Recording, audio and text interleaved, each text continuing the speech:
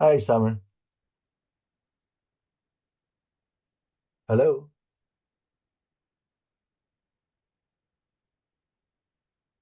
Hey, Simon.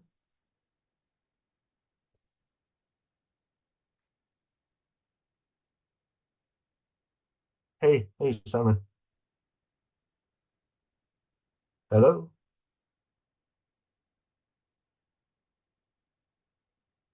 Hi, Simon. Hello. Hello. Hi. Happy New Year, Ed. Happy New Year. Yeah. Yeah. So, yeah. So before Patrick comes on, yeah, let's do a quick update where we are. Right. Sure. Yeah, I've been working across the first half of the book, the preface, the introduction, um, chapter two and chapter four. Those are I've just been going through them all, tidying them, making the amendments you suggest, looking up material. Chapter 2 and chapter 4. Sorry, remind me what's Chapter chapter. two is the multinationals company, the I multinational see. chapter, and number four is the China model one. And I think Oh, you I said see. Okay. you were going to look at chapter one and chapter three. So I'll Yeah, kind of put a yeah. bracket around them for now. Okay. All right. Okay. Okay. Yeah, I haven't really had the time to get to these chapters yet. Okay. Uh, okay, right. Okay, I mean, I could give you a tiny version of them next week. okay. That would be Yeah, okay. you mean the chapter 2 and 4, Yeah. or I Go see. across all of those, and it kind of with the proviso that I'm kind of waiting to see any changes in chapter what how chapter one is probably going to affect them a little bit, but I think they're still quite freestanding and going Yeah, through I'm them. thinking about chapter 1 is more like you know, tidying and adding to whatever you've done already, or you're Okay, processing, right? So it's going to be add on to what you've done. Chapter 3 may need the total rewrite. But okay, okay. All right. yeah, yeah. Okay. I think yeah. I think All you're, right. yeah. Good. Okay, then yeah, let's. I need to find time doing it. I just quite busy actually these days. Nice. And And I reached out to this publisher in Singapore I mentioned to you, right? This company called World Scientific. oh yeah. Yeah, uh I have a contact there. So I've sent them the outline and let's see what they think. All right. Well, that's good news. Yeah, we'll see. We Okay. come on that. But that's the same editor or publisher as that new book by Hugh Payman, Yeah, which yeah. which which is ridiculous, but it's all right. Yeah, that's his book, not my book. So let's see how it goes. Okay, right. That's good news. I don't know yet. I'm not sure. Yeah, but anyway, I also saw some of the books. The reason why I approached them, I saw some of the books pretty well displayed at Bookazine because I was in the Swire building the other day. I All saw, right. yeah, I saw some of the books, quite more than one actually, quite prominently displayed. Right. Um, so at least in Asia, I think they're okay, but outside of Asia, I don't know. I don't know, but it's okay. Okay. All right. What were the books you saw? What were they about? What was their subject? I think one was a book on George Yao, or it's a collection of George Yao's speeches. George Yao, right? The ex-minister or something at Singapore, right? Okay, yeah. I think there's another book. I can't remember the content of or the title of the second book. Mm. Yeah, they got distribution sorted out. Hmm? Distribution is perhaps the most important single thing a publisher can do, I guess. Mm. Make sure your books are And I checked at least for George Yao's his books pricing. It's not that expensive. I think that book, if I look at the thickness, my guess is probably something like 250 pages, 300 pages, maybe 250 pages, and soft cover, and it was selling for 180 your Hong Kong dollars, 180 Hong pretty, Kong dollars. That's not too bad, not too bad. that's pretty reasonable. It's a soft cover though, but if it's hardcover, I'm sure it's going to be a little bit more. Yeah.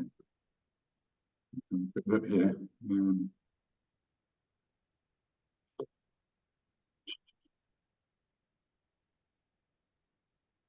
All right, let's wait until Patrick shows up then. Okay. And you've known Patrick for a while, is that right? I know him for a long time. Yeah, he was my client more than 10 years ago, as always. 10 years ago. More than 10 years ago now. I mean, time flies. It's 2024 now. It's probably 15 years ago, more than like 16, 15 years ago. Time flies. Who was he working for then? Hey, Pardon? Patrick. Oh, Patrick was with Henkel at that time. Oh, Henkel. Okay. He ran I see. Henkel. All right. Good afternoon, gentlemen. Hey, Patrick. How are you? I'm Nice to see good. you. Ed, good to see you. Happy New Year. You're getting fitter every time I see you. What are you You're doing? kidding. What's it? You're kidding. One day you have to tell me your secrets. You're kidding. You're kidding me. You're in Shanghai, Patrick? I'm in Shanghai, yeah. In my new Oh, office. fantastic. It's a bit. Wow. Office, Sebamed, Seba Pharma. We Where, established office. where's the office exactly? It's very close to the Bund, to the pedestrian zone here, Yuyang Lu. You might know this very old red brick building, one of the 19th century German trading companies. So we moved because Seba Pharma is a German company too. So Yes. we moved a little bit of a German heritage building to give us a little bit of heritage and home. Also, all employees are new, so it's not about giving me as a German a home, but giving us a little bit of a frame here. It's nice. You should come by next time you're I here. certainly would like to come. I know Sebamed very well. I use their product. Yeah, great product, and don't want to jump over here for the interview, but also what we did, which is probably very uncommon to especially German companies or European companies, we integrated our office with our main distributor, online distributor, because even physically it doesn't make sense to have distance, right? We are so closely integrated. They are running our businesses. So we actually have open space office together with our key distributor in the online and the social media field. And this, of course, gives us not only super speed, but also everyday learning for the team, because they see what these people do even for other brands without competing with us. But it's a very different kind of partnership, which probably 20 years back I wouldn't have done. I would have been worried that everybody steals my secrets. But now, you know me, Ed, I'm trying to be on the spearhead tip and not at the end of the spearhead. So it makes a lot of sense for us. And of course, gives great dynamic for the team, right? Fantastic. Yeah, China is the right place to doing this kind of stuff. Absolutely, absolutely. Well, thank you, Patrick. Yes. I've asked Simon Cartledge to join us as well. Hi, Simon. Hi, Simon's Patrick. based in Hong Kong, All right. and he's been helping me with my two previous English books. I think you knew both of them. One is called China Strategy, which came out in 2010. Yes. And the second one was China Disruptors, which came out in 2015. I And love we're both. working. Oh, thank you. Thank you. I think China Strategy, I talk a lot about, multinational companies' strategy, success and pitfalls. I think some of them was relevant to Henkel at that time. Absolutely. No, and I remember when we invited you to our global leadership conference, I think it was in Switzerland, right? Something like that. You came, you flew I think Germany. Germany, you flew in Germany. as a speaker, and I have to admit, Simon, don't or quote me here, whatever, but most of our not only German but international colleagues might have understood very little of what Ed was talking about. And China for them was not really on the radar like 10 years ago or something like that. And if they would think back now what he told them already 10 years ago, I think they will, it's eye-opening for them if they really take the time to memorize what he said. Because it's not that he's a magician with a glass bowl, but the things came true. And now China is on all of their radars. And at that time, probably nobody was, yes, interested to learn about China, but as a role model or as a market which leads the world, very few people in the room would have had that vision at that time. Carsten Noble is still the CEO now, right? Carsten is the CEO, yeah, still, you said it right. Yeah, still. Last CEO was a little bit too fast handover. Yeah. Not still there. Jan-Dirk Auris, you remember him? He was the head of the industrial division. He left. I think there was a bit of an internal conflict, what I heard. Power play, so he left the company after almost 30 years. And he was 60% of the company, right? Probably more of that in profit. So no, Carsten is there. They're now merging. They're now in the process of merging two consumer divisions into one. So they will run through a lot of challenges, to say it nicely. But no, Carsten is still there. I think he's managing well, for sure for him. But he doesn't know really too much about China. Has he been in China before so far? He was only visiting a few times, but honestly, I think he is one of the few, already when he was not CEO, before he even became CFO, what he always understood right is to let people do who know what to do. Yes, steer, yes, control, yes, guide, but don't do what they can do better. So he understands it early in his career, and I think we will speak about that in a few minutes, but this is especially relevant for China, and he understood it. And I think that was part of his personal career, that he did not interfere with experts. That's great. Well, thank you for your time, Patrick. Sure. And congratulations on your new role at Cybermat. Thank you. We should meet each other. We should see each other in Shanghai. I come to Shanghai as like what I did before, maybe half of the time now in Shanghai, half of the time in Hong Kong. Nice. Yeah, absolutely. Here or there, we will catch up.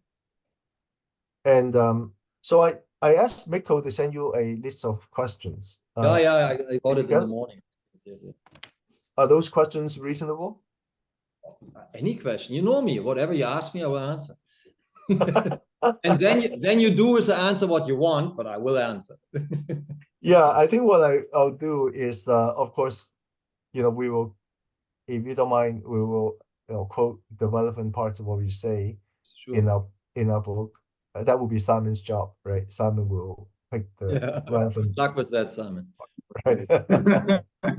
We also would do a you have seen, right? You have seen some of the interviews I did with some other people before, and I normally would turn them into what we call a viewpoint article, which essentially is a chronicle of the discussion, a full chronicle, right?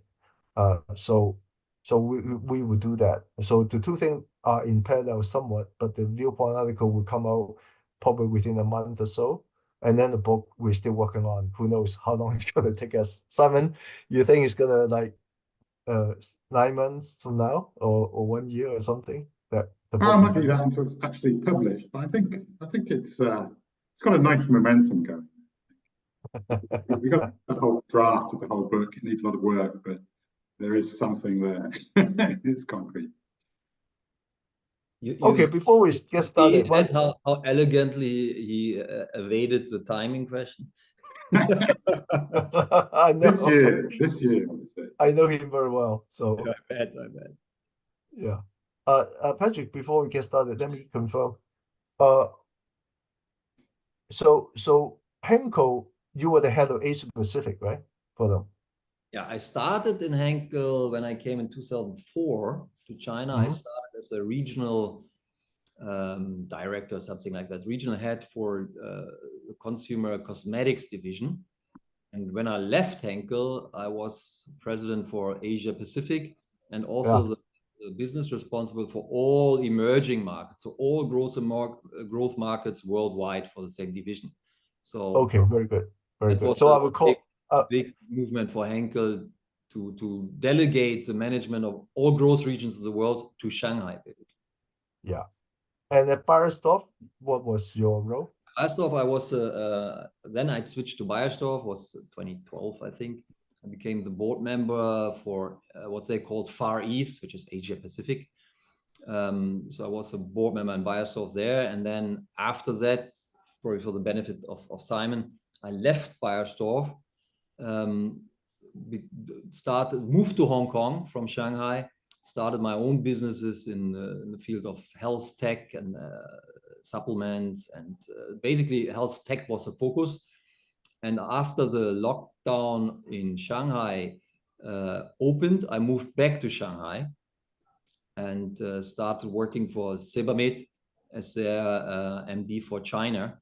So in terms of corporate red line, it's my third German family-owned global company, where I'm doing the third time what I did 2 times already, turning around their China business and giving it an appropriate growth trajectory, long-term sustainable, not only because they deserve it, but because it didn't happen before. And your role as Sebamed, are you China or Asia Pacific? I'm China. The structure in Seva Pharma is a bit different because basically, historically, till now, or till I joined, they had no affiliate companies in the world. So they would have only their home country, Germany, they have basically their headquarter affiliate.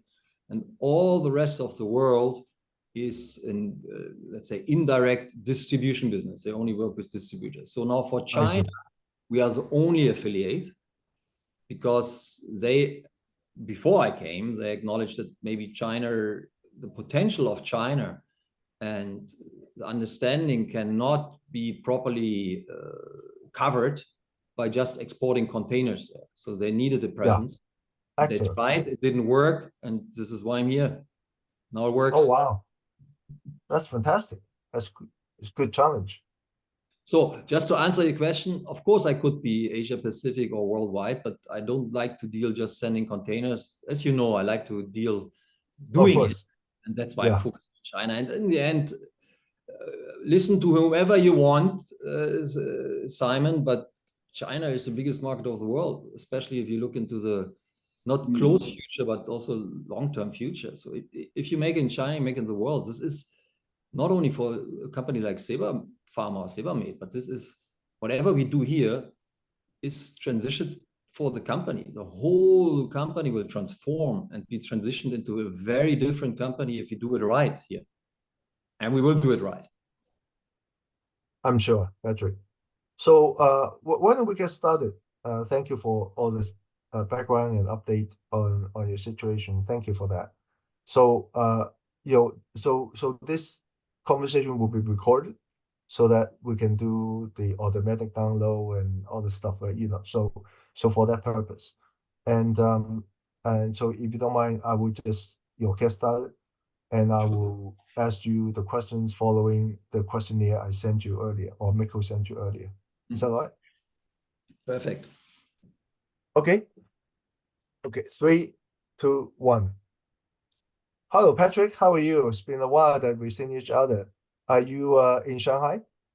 Ed, good to see you. Yeah, I'm Shanghai. I'm sitting in our new office here, close to the Bund. A bit rainy, but yeah. Well, of course I'm in Shanghai. You want to be in China, you need to be in China.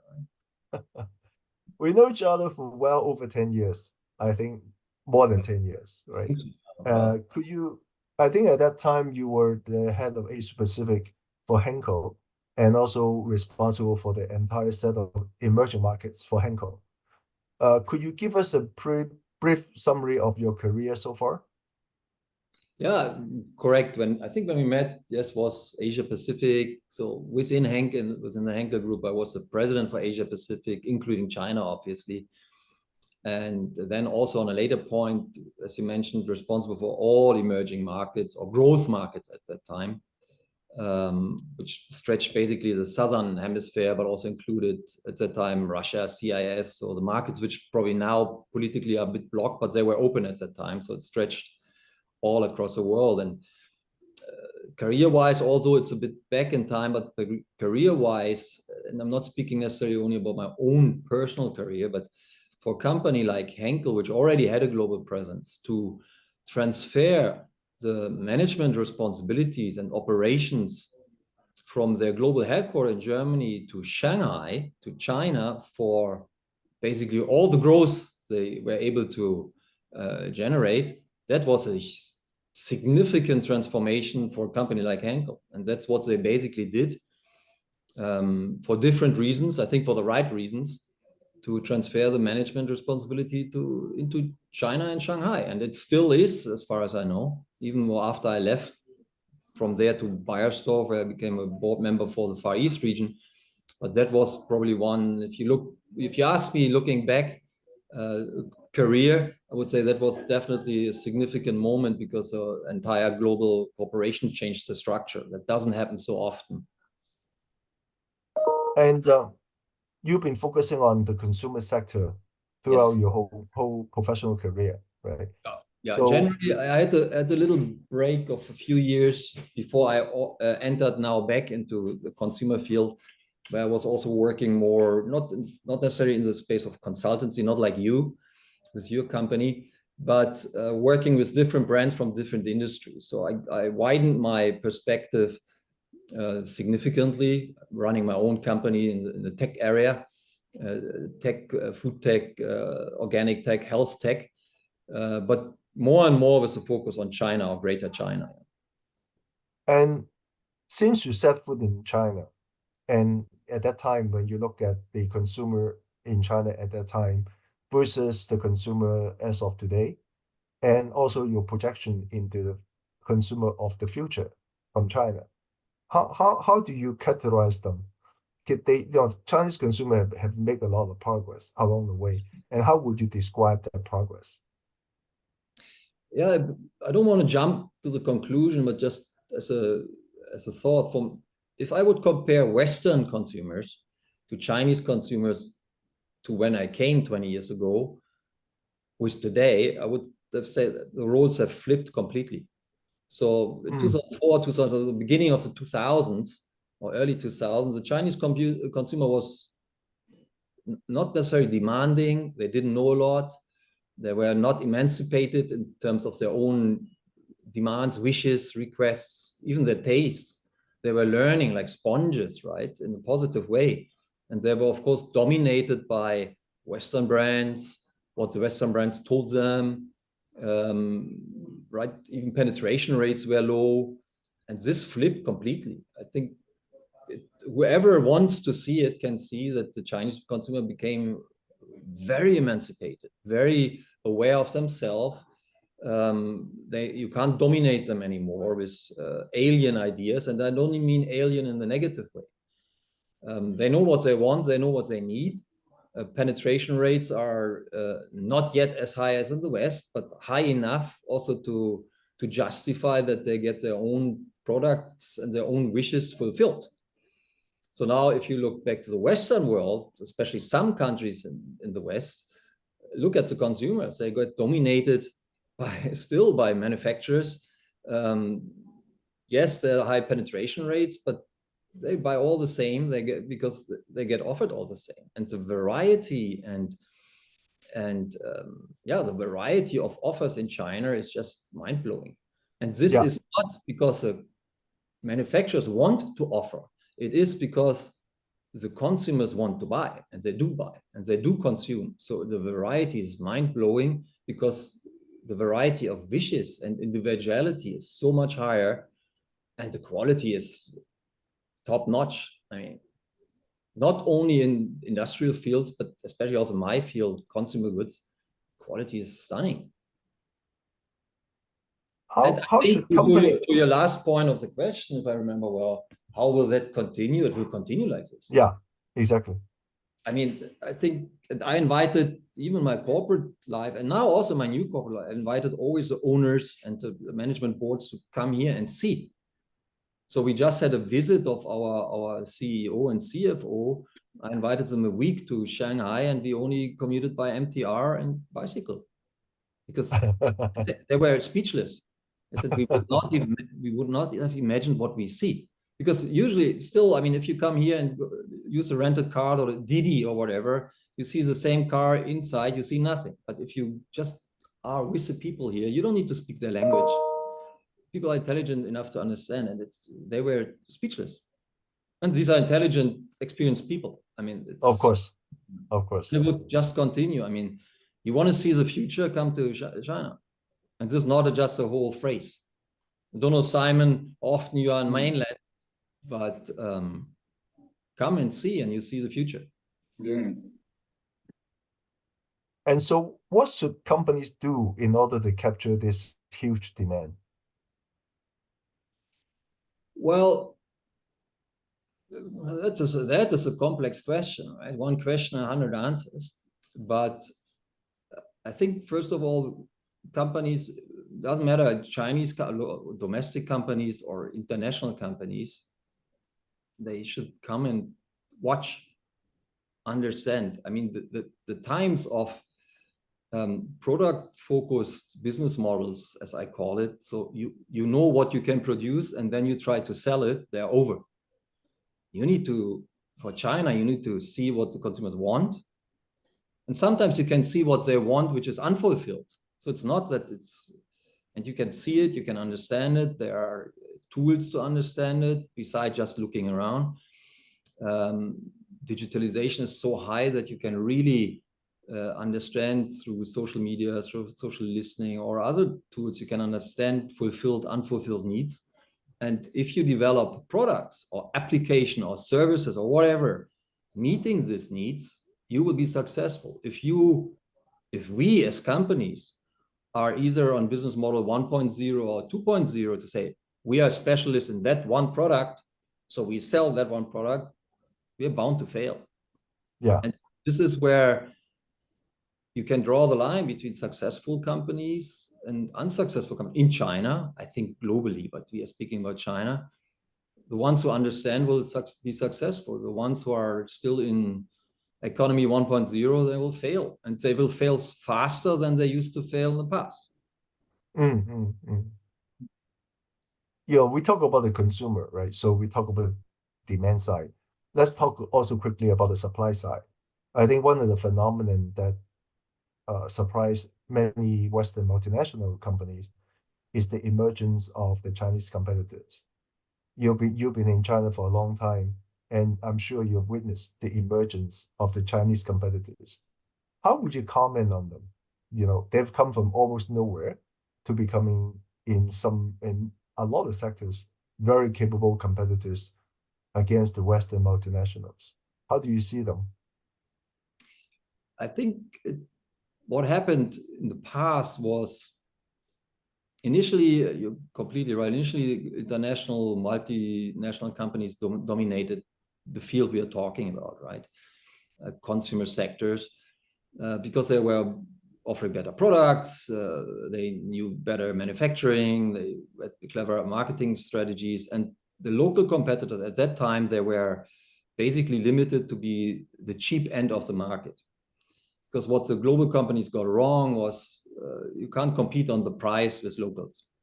So as that happened over many, many years or decades, global companies lost the focus on local companies, because they said, these are anyway the guys doing the cheap stuff, and these are not competitors to us.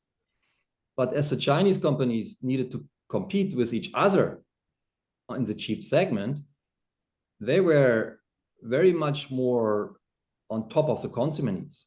So they started to listen to develop products. If everybody is cheap, you need to find a different edge.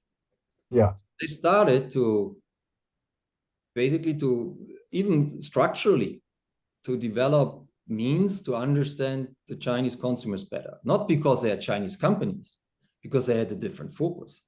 So if we now use the new terms of consumer-centric companies or consumer-centric whatever, this is what the Chinese companies did already 10 or 20 years ago. They started that. And over time, they obviously became experts for Chinese consumers. And the multinational companies lost that. And they didn't even focus on it. So, and then the Chinese companies, as they knew their consumers, they also could target higher price segments, luxury segments. I mean, today we are competing, and this is not a secret. I give you a very concrete example. With our brand, we are competing currently in the market of medical skincare or dermo skincare. Yes. You Yes. call it different. Yeah. So now this market used to be 10, 15 years ago was nothing, a niche. Yeah. As we all know, a niche in China is big already by numbers. So although the general skincare or personal care market in China might have flattened a little bit, especially during COVID, and we know all that, this niche grew by, I think, 11 or 12 times over the last 4 years. So not 11% year on year, I said 11 or 12 times. So it's a multi-billion US dollar market by now. Wow. All the brands who were in stayed in, but didn't really focus on it. So by now, a local competitor, I can also name it, Vinona is the name, is by far the market leader in this market. And guess what? Their average price is above any competition. So it's a relatively expensive brand, great quality, great coverage of the market, very close to consumers, and they own 1/4 of the market now. This brand didn't even exist 10 years ago or 15 years ago. And it's not cheap. It's not the cheap end. It's not cheap quality. It doesn't look cheap. It's top notch. And now suddenly all the multinational or even other companies, they are like watching, like, I don't know, the rabbit to the snake, right? What to do now? And it's the second biggest competitor is another local brand, Dr. Yu. So it's a very different world, and these are local brands. And there's nothing where you can say, you know what, they ride on a cheap trend. No, not in marketing, not in execution. They're leading. So the race and the top runners completely changed over the last years.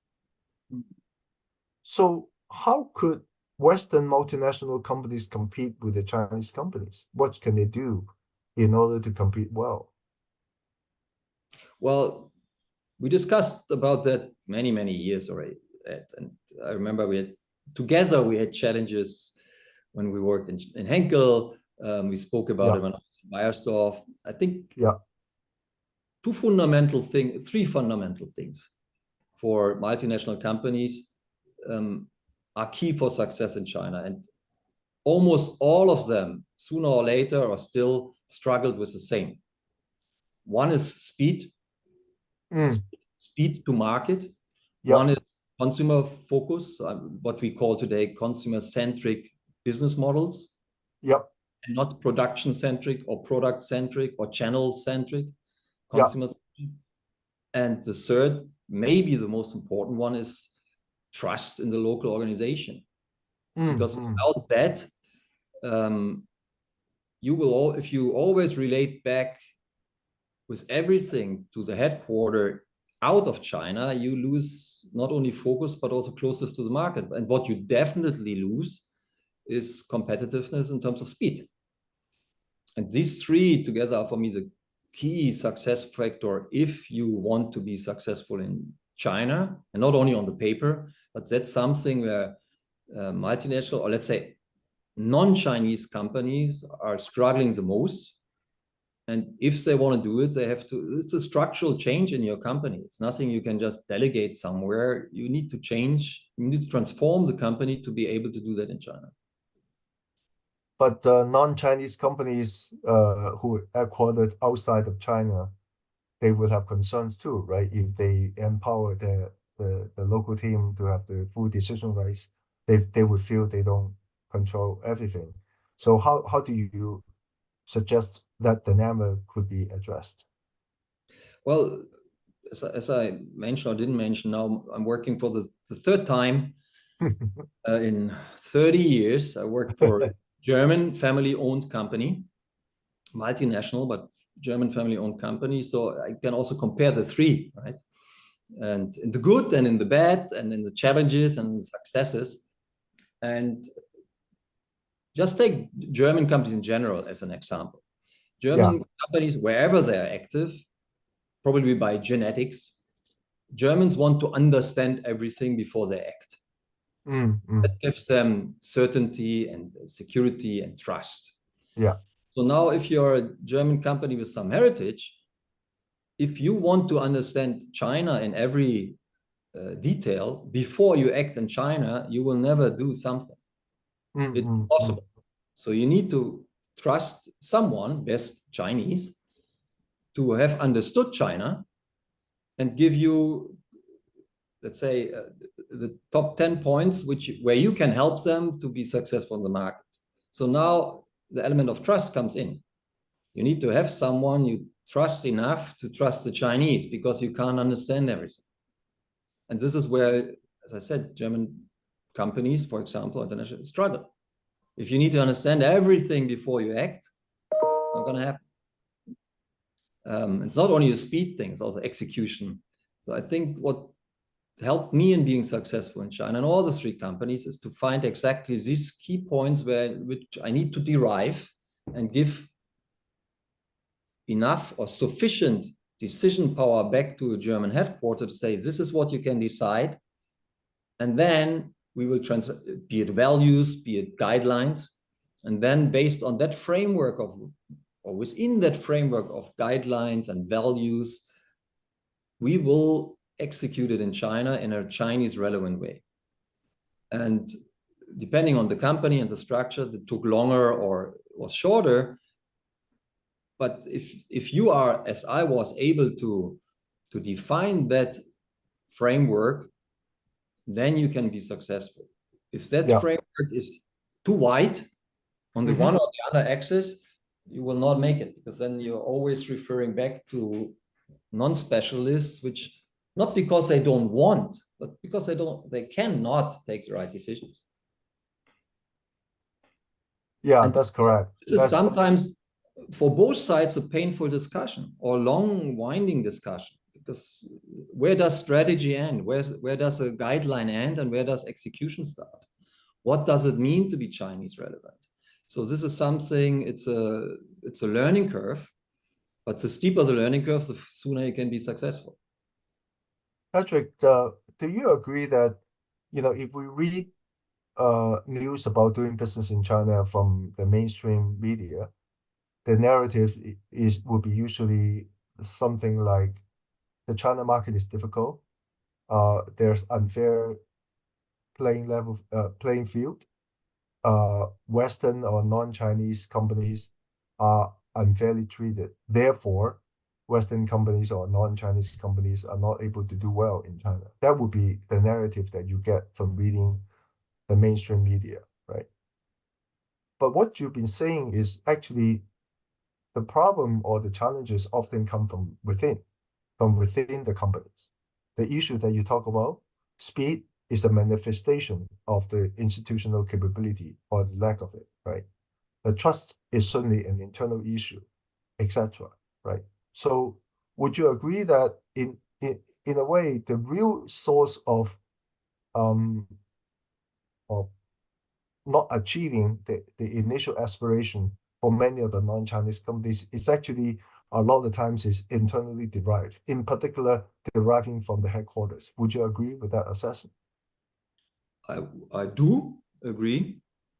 I do agree completely with you, especially in my industry, because I'm not now speaking about computer chips or anything like that, where geopolitical interests lead to decisions into the market.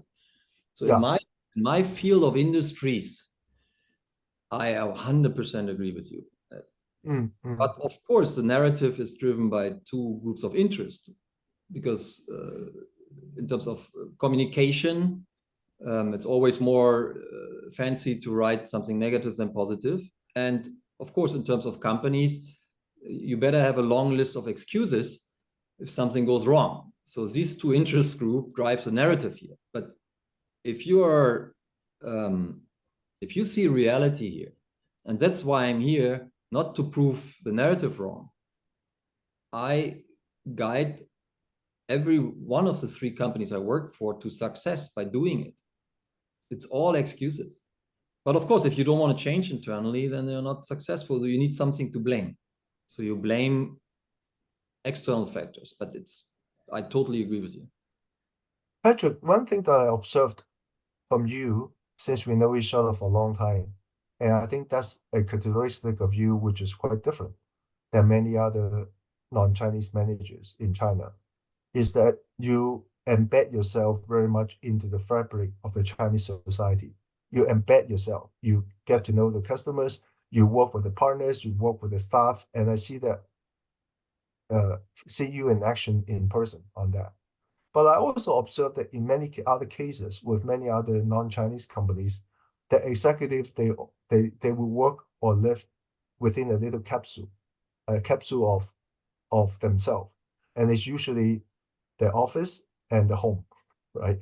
And also in some cases, if there's any social events, social activities, is going to be in around places like American Chamber of Commerce or European Chamber of Commerce. And it's the same group of people talking to one another all the time. And so their information source is rather limited, even though physically they're in China. Information or the knowledge on China can be restricted. I think in your case, and a few other of my good clients too, is that they go to the market, they embed themselves into society. And I could imagine seeing you absorbing a lot of this development in China through this osmosis with the real people, right? If you agree with my assessment, maybe you can elaborate a little bit about, what you do to sort of learn about this and capture this, and then how do you turn this knowledge or understanding for the benefit of the businesses? I think your observation is, as usual, spot on. And I tried to do that since I started in China, but I also had a personal learning curve on that. So just to give you a feeling, where I am now is I don't have a company driver. I don't have a company car. I don't have a personal assistant. I take MTR and bicycle or walk. In my team now, I don't have any foreigner. I don't know by passport. I'm just saying they're all Chinese. Sure. In brackets, they're all women. So, and I go to lunch with the team, not with the whole team, but every day in Chinese restaurants. And I use Chinese apps to shop online. Yeah. One reason is because there's no alternative. But second reason, and I'm not fluent in the language. For sure, I can't read. But if I don't do this, I will not understand anything. And I know that I will not understand China in total, but at least I get the touch points right. I see how people commute. I see where they walk. I see what they have to do on the mobile phone, because mobile phone is reality in China, right? Yeah. You can say, yeah, some companies do advertising on TV. Forget it. Even websites are not relevant to Chinese, which Western companies don't want to hear. Nobody is using a website. They all have websites, but it's irrelevant. Reality, the life is here. Mini programs, mobile phones, everything is here. So yes, I don't use it myself. If I give it to my assistant, say, can you order this for me? It works. I probably will not have wrong orders, which happens every day to me, but I will not be able to understand the touch points. If I'm not able to understand the touch point, I don't need to understand what's behind the touch point, not everything, not in total, because I have my team to do that. But I need to see the touch points. The same with why did I integrate my team with the distributor team? We don't have doors. Now you can say, well, you shouldn't be doing this because you are the manufacturer, they are your client. Why? Because I want to understand their world. I want to see their world every day. What problem do they have? When does this company gets excited?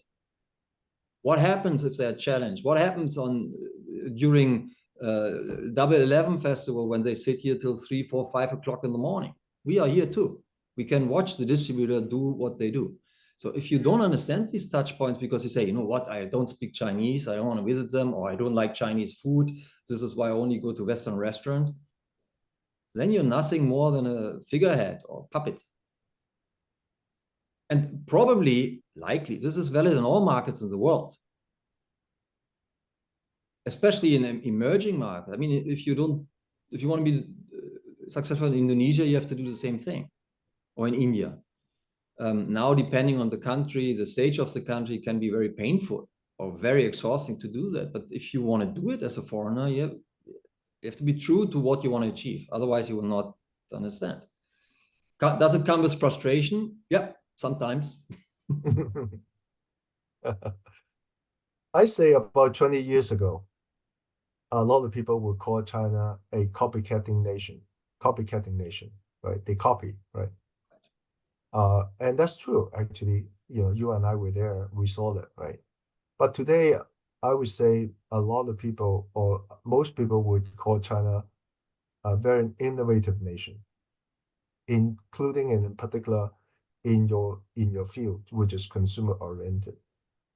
How would you categorize Chinese innovation? What kind of innovation are they good at, and how do you project them going forward in terms of the innovation capabilities?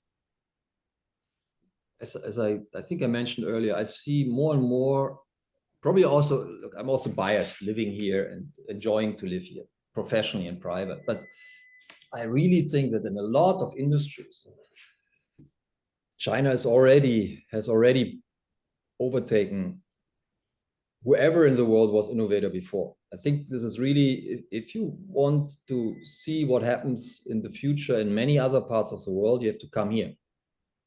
Society, cities, sustainability even, anything, and also consumer goods. And what the Chinese used to their advantage in terms of innovating, they turned industries which traditionally, from the Western views, were not consumer-driven, they turned into consumer-driven industries. Why? Because they know consumers. So their advantage of knowing and being in touch, and they use humongous systems of what we call CRM, right? Yeah. Where they have intimate insights into consumer behavior and they are knowing individual consumers. They use that positively. I'm using here deliberately, not the term abusing. They're using it to turn entire industries into consumer driven. And for me, it's a good example because, yes, we can talk about my industry, but not many people in the world would understand the details. But if look at automotive, which is not my industry. In China, automotive is a consumer-driven industry. In the West, it is not. In the West, it's a manufacturer-driven industry. It's an investment to buy a car. In China, it's not an investment to buy a car, to drive it. They built a whole industry. They transformed the whole industry into offering vehicles for passengers, not offering cars for drivers. Almost nobody in China enjoys driving. There's traffic jam, the roads are not perfect, and. But the cars they build, not only one manufacturer, cars they build are optimized for passengers, for their needs and demands and wishes. So people enjoy sitting in a car and commuting, even in a traffic jam. And nobody cares about the driver. And the cars are not so expensive that the family goes bankrupt or has to take a 15 years loan. It's not like in the West. So this transformation has been ignored by Western car manufacturers. They still pushed, as I said earlier, they pushed, this is our car, driver focused, 500 horsepower. You sell it in China because we are a Western luxury brand and everybody loves driving. You can do that and you can be successful with that, but you will sell probably only 5% of what you sold before, because the rest will be in China, will be sold from consumer perspective, cheaper cars optimized for the passenger. Yeah. And I'm not even touching now EV or not EV. That's a different discussion. Yeah. But this is what happened. So they innovated on such a big scale by transforming entire industries. And as I said, we had our visitors here for a week, and where we are sitting office-wise is very close to the Nanjinglu pedestrian street, so one of the biggest pedestrian zones, I guess, for shopping in the world. And you have a big crossing, you know all that but for the audience, you have a big crossing, and on the one side, you have a Huawei shop, flagship store, and on the other side is the Apple flagship store. Yes, I know we can that. say this is direct competition, right? It is. So I started to bring our visitors in the Apple shop to start slowly, right? The process of digesting, because the Apple shop here looks very similar to an Apple shop in US or in Germany, whatever. A bit bigger maybe, but basically the same, because Apple positively is very standardized. You get the same products here as you get in the rest of the world. So you have your laptops, your iPads or tablets, you have your phones, you have your earphones, whatever. So then we walked over the crossing and walked in the Huawei shop and starts the same. You have the computers, you have the laptops, you have the tablets, you have the earphones, and then you have a corner with household equipment. AI driven vacuums, kitchen machines, and because for them it's a consumer good, price-wise and inside-wise, it's sold to the same computer who buys a mobile phone. And then on the other corner, one level up, they sell cars. Yes. So, and then there was, as I said, our visitors were speechless, because they understood that we walked into a flagship store for consumers where this company sells cars and kitchen equipment, because these are consumer goods in China, and not have to drive 20 kilometers out of town to a car dealer to buy a car. So, and that's a significant difference between Apple and Huawei. Yep. And Apple is a successful company, don't take me wrong, I love it. And they do well in China. They could do better or worse. I'm not judging this, but this is what the Chinese, they innovated on such a big scale. They turned whole industry, entire industries into consumer industries. And that's a very good observation. Which didn't happen in the world yet. It will happen. It will take long, but it will happen. And the rest of the world gets prepared. That's a great observation, Patrick. The other question I'd like to ask you is that as a global executive yourself, I'm sure you agree that we are entering into a new world, right? The world that we used to live in, where globalization was the main theme and collaboration across borders. It seems to us that's gone, and we are entering the new world where there's probably a lot more friction in some cases, but also in some cases more collaboration too. In the new world, what would you think the role of China will be? And from a multinational or a non-Chinese company standpoint, how do you think that the companies need to react, or what should they do in this new world? First of all, I agree to your observation. I mean, it's changing, and it's on the one hand rapidly changing, and then depending on the industries, it's faster or slower. I think China's role, also influenced by geopolitical happenings, and I'm not going to discuss or judge them, but it's happening. Yeah. China was forced and will be forced to take a stronger leadership role that at an earlier point in time than they maybe have envisioned. And with leadership role, I don't mean occupying or dominating other countries, but stepping up to the role you have. So if people look up to you, or nations or markets look up to you, you can, of course, sit still humbly and don't do anything with that. But now they look up a significant share of the world economy looks up to China and basically expect them to lead, which they can do, even through innovations, through, and I'm speaking economically. Politically, I'm not discussing that. I have a similar view, but it's not today. It's not up to us to discuss that.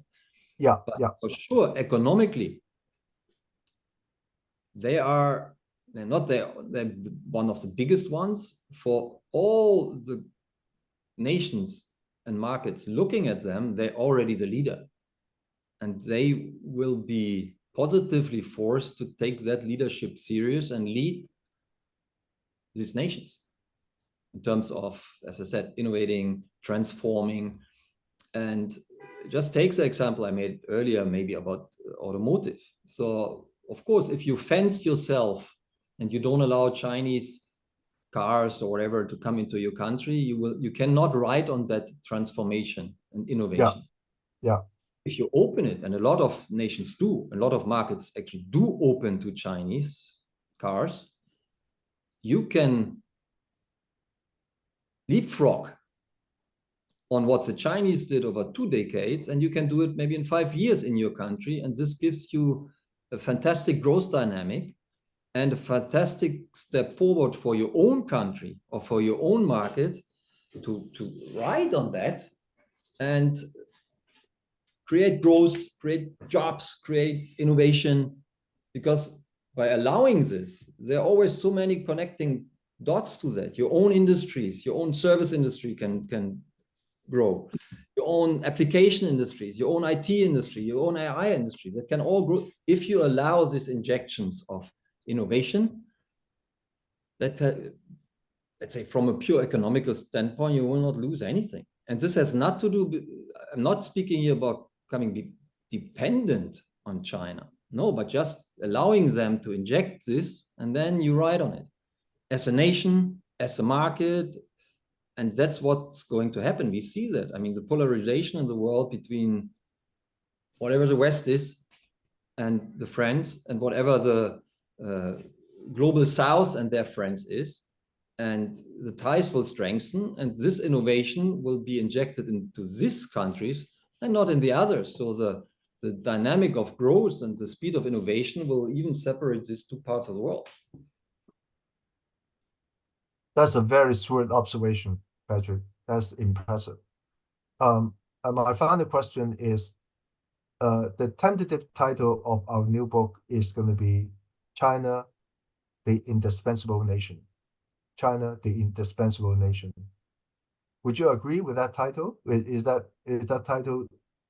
that title convey the right message about China in the future? I sign on that. I think it's exactly, it's, if you want to give it, it's not only a title for your book. I think it's the title for China. This is the title China is carrying. It's an indispensable nation already now, and it will be even more. But expect that not all readers will, or all, let's say, nations will agree to that. That will be probably a bit polarizing. Not everybody will sign on it. Of course, of course.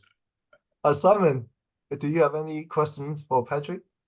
Take the opportunity. Patrick is so resourceful and knowledgeable. It's very interesting, fascinating what you're saying. I'm wondering if you could talk a little bit more about what you see as the force driving these things forward, that's driving this innovation, driving these demanding customers, that's, you know, making all these things happen. Have you got any views on that? I think it's if you see it in China, probably it's a little bit unique compared to other nations, because policy-wise, they support, of course, an internal focus, and they also not only support it with words, but also with subsidies, and every country has that. But China has a deliberate plan when to do what and how, and they're very reliable in that. I mean, the 5 years plans, they're reliable. It's a top-down policy. You as a company, you can rely on that they do what they say, and they will do what is needed to achieve that. So you can really, for example, if they say, look, we built, just take one example, maybe it doesn't fully suit your question, but like 10, they say we want to be global leading in AI, and we are building AI and metaverse hubs in 6 or 8 cities in China. They do that. And if you are a company in this field, you can rely that they're going to do that. So you can move there, you can register there, you can enjoy support there, you can probably get some startup support, because they're going to do it. There's no uncertainty in that. Okay. And this, of course, gives a great field for innovation, but also leads to a high dynamic, because yes, you can rely on it, but basically you have 5 years to rely on it, because then there's the next 5 years plan. So speed becomes a necessity. So a lot of people on the manufacturing, startup, service side, they're very fast. They want to get things out. Consumers are used to speed. On the receiving side, they're used to new things / innovations. So they're demanding in that sense. They get bored easy. They're spoiled, right? I don't know whether you have kids, but spoiled kids every day you have to come up with a bigger thing. And this is a little bit the situation here. If you do what you always did before, they walk away from you. Interesting. Just to give you one example about speed, I think Ed knows that from a previous discussion, which comes back also on manufacturers, right? So if you compare, for example, the Beijing-Daxing airport to the Berlin airport, right? It's both as a capital airport. Both is a capital airport. Both is subsidized by the state, obviously, or by the taxpayer. Both, more or less, the passenger size is the same. Germany needed 14 years to build it, and China needed 4. So now you can say it doesn't matter how fast. It does matter, because if you want to do business with this as a construction company, for example, or as someone who participates with equipment, you want to equip this airport, the roof tiles or glass panels or cables or glue for the carpet or anything. If you are a German company and you're used to a not only development cycle, but also for a production cycle for 14 years, you can't participate, even if you have a great product, because in China you have to be ready in 4 years. So, and this is not something where the top management can say, we do it. If you don't have the infrastructure, if you don't have the capacities, if you don't have the speed of supply chain, if you don't have the decision timings, you cannot. So it's a fundamental decision of a company. Do I want to do business in a country or in a market where speed is of essence? And that challenges a lot of companies. And the bigger the company, the bigger the challenge, actually. Are there any companies, multinational companies, you think are getting this right? You think are examples that people should be looking at and studying? I just discussed it over lunch with our distributor, not because of the interview, but I think, to my observation over 20 years, I'm shocked how few companies get it right. Why? Because what I'm saying, or what Ed is saying, so the knowledge is there, the experience is there. So it comes back to internal, are you ready to change, or are you not ready to change? If you're not ready to change, you can read it in Ed's books that it will fail. You don't need to try it. You buy Ed's book and you can read. If you're not able and not willing to change, you will not succeed. And still they try not changing and fail. And this is shocking me. And of course, you have examples, let's say in my industry, you see Procter & Gamble or L'Oreal, hugely successful in China, but they are here 40 years. Nobody knows or remembers whether they had problems in the beginning or not, because they are too big to fail. They just go over it. And they are successful, and they were right. But also now, if you see a huge company like L'Oreal, basically, I think, I never worked for or with L'Oreal, but if you look at them and would dissect what they do in China, they are probably doing what Ed is writing in their books. That's true. Yeah. And they didn't do that on day one, but now after so many decades, they do it, and this is why they are successful. But there are a lot of same-size companies who never made it in China, and they will never do it.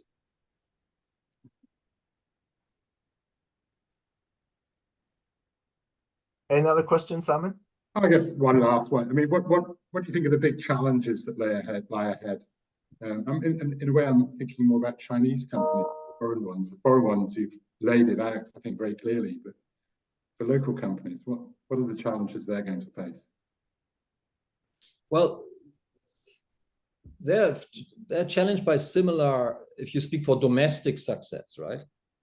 They are challenged by all the same and similar challenges we as multinational or international companies are challenged. What of course puts them even on bigger pressure or bigger challenge is that they're, in terms of culture of doing business, they are competing head on with their domestic competitors, which we, depending on the brand or the portfolio we are selling, we are not necessarily, probably we are not even in the hottest part of the market, but they are. Right? If you speak about red ocean and all that, or the terms of the strategic, they are in the middle of it. So the pressure on them in terms of innovation speed, innovation quality, they are even more challenged than us. Okay. And I think this is because they are big, most of them. That comes back to challenges in terms of talent pool, in terms of expertise, and so that comes back to them, because this is a talent pool is not built only because you want it or in 3 years. I mean, a talent pool goes back to schools, goes back to universities, goes back to experience, and still a lot of, you're speaking millions of people here, a lot of this generationally relied on Western education. So there are a lot of challenges where the local companies are still faced with, which we take for granted. And then, of course, they have the challenge, as we have the challenge to be successful in China, they have the challenge to be successful outside of China, which will remain a huge challenge for them. I direct them still back to Ed.